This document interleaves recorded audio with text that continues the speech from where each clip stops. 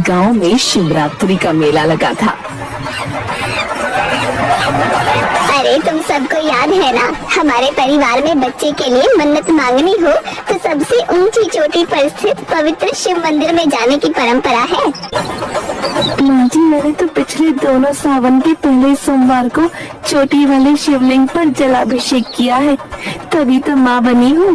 हाँ देख, पिछली बार शिवरात्रि पर यमुना ने जलाभिषेक किया, अब वो भी पेट से है। माँ जी, मेरे महादेव सबकी गोद भरते हैं। सब घर आ जाते हैं।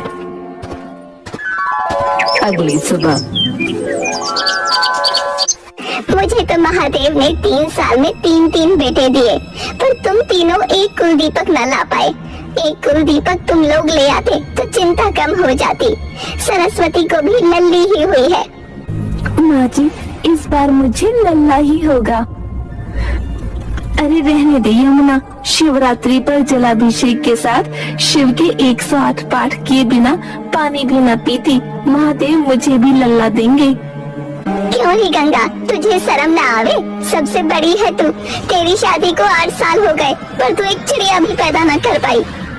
अम्मा दवाइयाँ ले रही हूँ, जल्दी ही आप दादी बन जाएंगी। अरे अधर्मी, अब महादेव की शरण में जा, इस शिवरात्रि तेरी गोद भी भर जाएगी। सच कहती है माँ जी, अब मैं भी इस बार शिवरात्रि की चोटी वाले मंदिर पर जाऊंगी। पर दीदी, इस बार तो सरकारी घोषणा है कि वहाँ जाने में खतरा है। गंगा दीदी पहले ही सासू माँ की बात मान लेती। 8 साल हो गए, अब जाने का ढोंग कर रही है। अम्मा जी, पहाड़ पर जाना खतरे से खाली नहीं होता, इसलिए न जाती। सबसे बड़ी होने के बाद भी बांझ है, फिर भी तुझे अपनी जान की लगी है। अरे अम्मा जी, न जाने बड़ी भाभी कौन से कुकर्म करके आई है पिछले जन्म में, इसीलिए भोग रही है। गंगा अपने पति सुदेश से, सुनिए जी, मेरी रिपोर्ट ले लीजिएगा। आज मैं मंदिर जा रही हूँ, देर हो जाएगी, डॉक्टर ने बुलाया है। गंगा जल्दी जल्दी सुबह उठकर पहाड़ की तरफ जाने लगती है। तेज बारिश हो रही थी। गांव की चची, क्यों रे गंगा, कहाँ जा रही है? शिवरात्रि पर इतनी बारिश, मानो भोले बाबा ने गंगा को जदा से खोल दिया हो। अरे चची, अम्मा की बात ना मानकर बड़ी गलती की मैंने। देखो ना, मेरी दोनों देवरानियों को बच्चे हो गए, पर मैं अभी तक लल्ला का इंतजार कर रही हूँ। अरे क्या तू पहाड़ वाले मंदिर जा रही है? और वहाँ मत जाना, सुना है तूफान आने वाला है। चाची जो भी हो, आज शिवरात्रि है, शिवलिंग का अभिषेक किए बिना मैं वापस ना आऊंगी, वरना अम्मा को लगेगा मेरी भक्ति नकली है। पहाड़ पर चढ़ते समय अचानक बादल फट जाता है। गंगा पानी के तेज बहाव के साथ बह जाती है। भोलेनाथ, मैं भी गंगा हूँ, अपने शरीर को तुम्हारी गंगा की धार के साथ छोड़ देती हूँ। जहाँ तुम्हारी गंगा इस गंगा को ले जाएगी, वही मेरा ठिकाना होगा।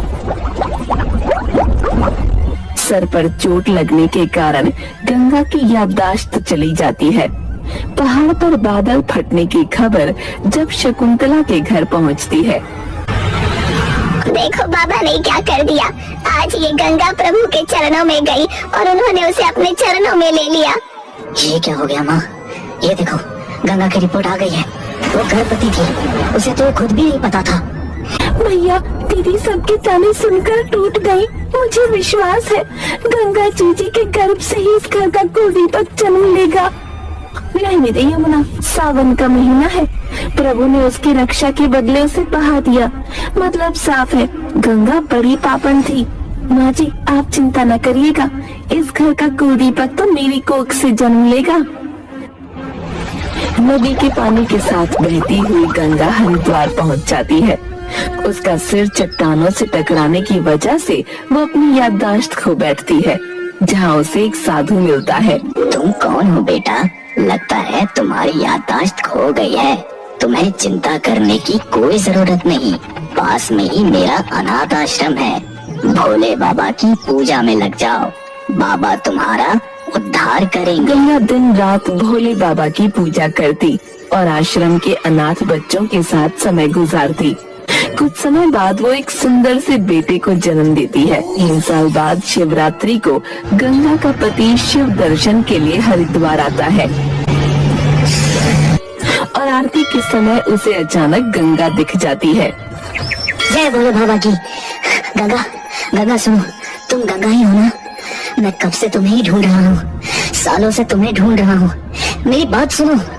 लेकिन गंगा उसे पहचान नहीं पाती और उसके मुंह पर एक जोरदार थप्पड़ मारकर भीड़ में खो जाती है। सुदेश वापस आकर अपनी माँ को ये बात बताता है। सब गंगा को ढूंढने की कोशिश करते हैं पर गंगा कहीं नहीं मिलती। बेटा भूल जा गंगा को, तूने गंगा को नहीं देखा, तुझे कोई शक हुआ होगा। अगर वो जीवित होती तो अब तक घर न वापस आती। मैं जानती हूँ, मैं ही हूँ तेरी अपराधी। मुझे माफ कर दे बेटा, तू दूसरी शादी कर ले। ऐसा कभी नहीं होगा माँ, मैं बिना शादी करे ही गंगा को इतने खराब मौसम में पहाड़ पर भेजने का पश्चाताप करते हुए अपनी जिंदगी गुजार दूंगा। धीरे धीरे 7 साल गुजर जाते हैं और शिवरात्रि फिर आती है। ओम नमः शिवाय, ओम नमः शिवाय। माँ, तुम हर समय अपने चेहरे को ढककर क्यों रखती हो? न जाने क्यों बेटा, मुझे भोले बाबा के सिवाय कुछ देखने का मन नहीं करता, इसलिए हमेशा अपना चेहरा घूंघट से ढककर रखती हूँ। भोले बाबा की पूजा क्यों करती हूँ? उन्होंने तो हमें सबसे अलग कर दिया। ऐसा नहीं कहते बेटा, भगवान जो करता है उसके पीछे बड़ी लीला छुपी होती है। भोले बाबा तो बहुत भोले हैं, वो जो करेंगे अच्छा ही करेंगे। इसका मतलब है भोले बाबा की पूजा मैं भी कर सकता हूँ। मैं भोले बाबा से जो मांगूंगा क्या वो मुझे दे देंगे? हाँ हाँ, क्यों नहीं। सच्चे मन से जो मांगता है भोले बाबा उसे सब कुछ दे देते हैं। गंगा का बेटा भी गंगा के साथ रोज भोले बाबा की आराधना करने लगता है। दूसरी तरफ शकुंतला के घर सिर्फ लड़कियों का ही जन्म होता है। हे महादेव, हमसे क्या भूल हो गई जो तूने घर में बस कन्याएं ही दी, कुलदीपक नहीं भेजा। हमारे बाद हमारा नाम लेने वाला कौन होगा? माँ जी, मुझे तो डॉक्टर बता चुका है कि अब बालक ना होगा। सरस्वती जीजी का टेस्ट भी सही ना है। अब कुलदीपक को भूल जाओ। मेरे महादेव बड़े दयालु हैं। मुझे विश्वास है मेरे घर कुलदीपक जरूर आएगा। इस बार शिवरात्रि में पैदल हरिद्वार चलते हैं। महादेव हमारी कठिन भक्ति देखकर जरूर प्रसन्न होंगे। माँ जी, भोले बाबा ने कुलदीपक आने का रास्ता ही बंद कर दिया है। आप क्यों ऐसी आशा रख रही हैं? वैसे भी माँ, यहाँ से हरिद्वार का रास्ता बड़ा ही खतरनाक और घुमावदार है। फिर हरिद्वार के लिए डायरेक्ट ट्रेन जाती है। सब गंगा को सताने का नतीजा है। बहू गंगा को जबरदस्ती भेजने का पाप धोने तो मुझे पैदल ही जाना होगा। तुम सब ट्रेन से आ जाना। कुंतला को रास्ते में बाधाओं का सामना करना पड़ता है। उसके पैर दर्द से उठ नहीं रहे थे। वहाँ एक बच्चा आया। बेटा जरा पानी तो पिला दे, मुझे बस सामने दिख रहे शिव मंदिर तक जाना है। क्या तू मुझे ले चलेगा? बच्चा उसे पानी पिलाता है और सहारा देकर मंदिर तक ले आता है। पहाड़ों पर जब बारिश आती है तो बहुत खतरा होता है माँ जी। कई बार बादल भी फट जाते हैं। आप मंदिर के अंदर चली जाइए। लेकिन मैं तो हिल भी नहीं सकती बेटा, मैं अंदर कैसे जाऊँ मैं? बच्चा शकुंतला को सहारा देते हुए अंदर ले आया। शकुंतला भगवान शिव से प्रार्थना करने लगी। भोले बाबा, अब और परीक्षा ना लो, मुझे मेरी बहू लौटा दो। बिना गंगा की और नहीं जी सकती। मेरी आत्मा मुझे धिक्कारती है। ओम नमः शिवाय, ओम नमः शिवाय, ओम नमः शिवाय। बारिश रुक गई और आकाश में एक सुंदर इंद्रधनुष दिखाई दिया। तभी एक आवाज आई, दीपक तू यहाँ बैठकर मंत्र पढ़ रहा है? कब से तुझे ढूंढ रही हूँ। चल बाबा का अभिषेक कर। बेटा आज शिवरात्रि है, तेरे बिना मेरी पूजा कहाँ पूरी होती है। गंगा, ये तो मेरी गंगा की आवाज है। मेरी गंगा तू यहाँ, मैं तेरी सास। मुझे माफ कर दे बहू, मुझे माफ कर दे। गंगा का ढका हुआ चेहरा देखकर उसे पहचान नहीं पाती। गंगा दीपक का हाथ पकड़कर शिवरात्रि का अभिषेक करने चली जाती है। दीपक, तू हर अजनबी के साथ इस तरह बातें मत किया कर। तुझे पता है ना, लोग बच्चों को पकड़कर ले जाते हैं। तुझे कोई ले गया तो मैं तुझे कहाँ ढूंढूंगी रे? लेकिन माँ, वो दादी तो बहुत अच्छी थी, वो तो मुझे प्यार कर रही थी। चुप कर, आज के बाद मैं तुझे देखूंगा ना किसी के साथ बात करते हुए तो छोड़कर चली जाऊंगी। दूसरी तरफ शकुंतला दीपक के लिए अपने मन में लगाव महसूस कर रही थी। न जाने इस औरत और इसके बेटे से अजीब सा मोह क्यों लग रहा है। लगता है जैसे मेरे ही कोई अपने हैं। उन दोनों के बारे में सोचती हुई शकुंतला जैसे ही खड़े होने की कोशिश करती है, उसका पैर फिसल जाता है। वो लुढ़कती हुई गंगा और दीपक के पास पहुंच जाती है। गंगा उसे गिरते हुए देखकर तुरंत सहारा देती है। अरे गंगा, मैं जानती थी तू मेरी गंगा ही है। मुझे पहचान, देख मैं तेरी अम्मा जी हूँ। मुझे माफ कर दे बेटा, मुझे अपनी गलती का पता चल गया। गंगा को कुछ भी याद नहीं आता। अचानक मंदिर के घंटे जोर जोर से बजने लगते हैं। अभिषेक के पानी से गंगा का पैर फिसलने लगता है। गंगा का सर जोर से शिवलिंग से टकराता है। गंगा अपने आप को बचाने के लिए शिवलिंग को पकड़ लेती है। अचानक उसे सब कुछ याद आ जाता है। माँ, आप आ गई माँ।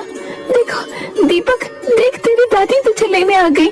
मुझे सब कुछ याद आ रहा है, सब याद आ रहा है। मैं जानती थी मेरे महादेव मेरी पूजा को जरूर स्वीकार करेंगे, मेरी गलतियों को जरूर माफ कर देंगे। बेटी गंगा, अब तो मुझे माफ कर दे। मेरे गले लग जा, मुझे माफ कर दे। माँ, कैसी हो आप माँ? ये संभालो अपना कुलदीपक।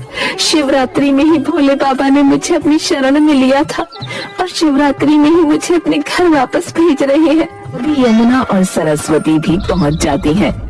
गंगा दीदी, हमें क्षमा करो, हम सब स्वार्थ में अंधे हो गए थे। अब घर चलो, अपने कुलदीपक का इंतजार सब कर रहे हैं। हाँ बहनों, चलो घर चलें। शिवरात्रि पर भोले बाबा ने हमारी भक्ति का फल हमें दे दिया। हमारे घर का कुलदीपक आ गया। तो आप मेरी दादी हो, मैं आ गया हूँ ना।